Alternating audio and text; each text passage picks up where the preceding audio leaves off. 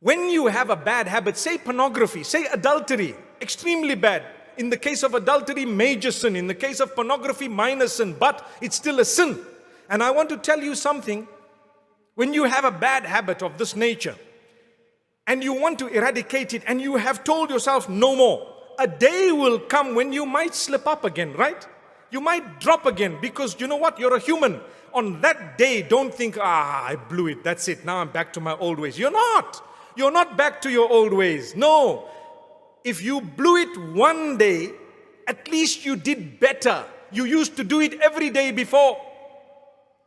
Now it happened today, but you're going to turn back to Allah immediately and say, you seek forgiveness once again, and you're not going to do it again, and you stop it. So the gap between your falling would be bigger and bigger until a day will come when you will totally stop it. You get the point?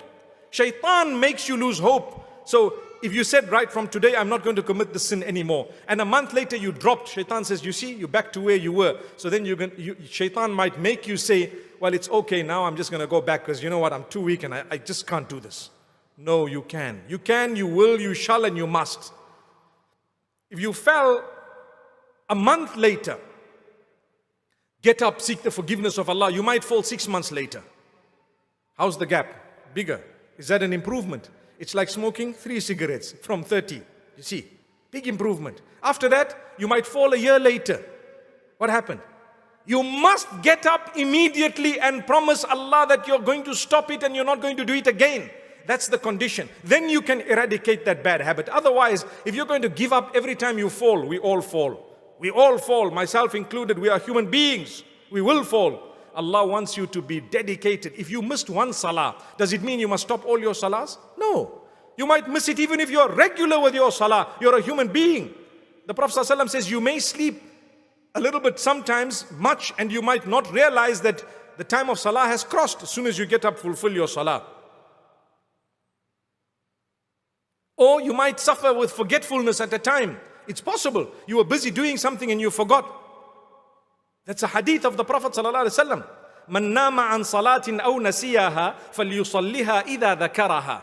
Whoever sleeps over a prayer or forgets a prayer should fulfill it or should do the qadha as soon as they remember, as soon as they can. It's a simple hadith. He didn't say that's a bad person, because you're a human. But the point I'm raising is, in the same way, when you are trying to get rid of a bad habit, you might falter somewhere down the line. Don't let that be a means of you giving up, but rather get up and continue for longer without that bad habit. In the same way that if you were to miss a salah, you won't just throw in the towel and say no more salah for me because I missed one, but rather you will make sure you do the qadha, you seek Allah's forgiveness, you continue further, and you try your best not to miss a salah. Perhaps years will pass and you wouldn't have missed a salah. May Allah keep us all strong.